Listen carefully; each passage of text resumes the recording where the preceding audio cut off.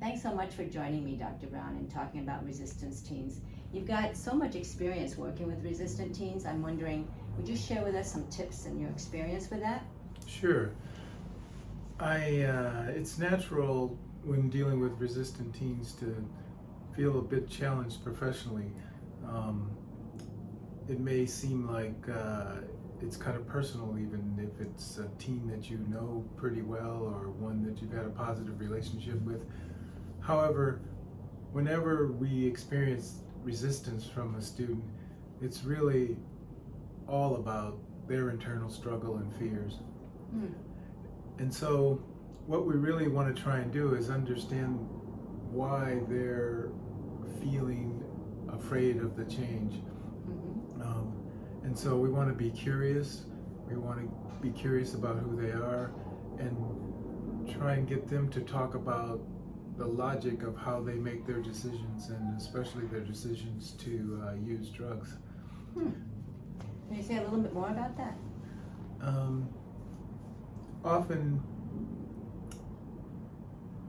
one of their biggest fears is that as adults we might actually know more than they know about the situation. And as adolescents, that's uncomfortable for them because they're really trying to become their own person, and so they very vehemently struggle with that notion that adults may have some information that's really counter to the behaviors that they're exhibiting. And so what is really important is that we make them really comfortable with the relationship that we have with them in the room, so that they can feel like we're partnering with them to discover why they might be afraid or why it's difficult for them to change, rather than that we're dictating to them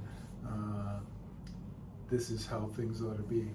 So what's a good technique, for example? Can you just give one example of how you might show that you're partnering with them? One really easy way is to start by trying to demonstrate that we really want to understand how they're thinking, and getting them to talk to us about that more, and explaining to us and actually teaching us, how they came to their decision. Wow. So you might be asking them to teach you. So tell me more. Teach me about why you feel or are doing the things you do. Exactly. How might you phrase it? Just like that. That could be, where did you get your information? That sounds really interesting. Can you show me how you came to that viewpoint? Who told you about that? Was it your friends, or you saw it on television, or in a movie, or just where did that come from? That maybe I have the wrong information all this time. You know what, Dr. Brown? It's not just.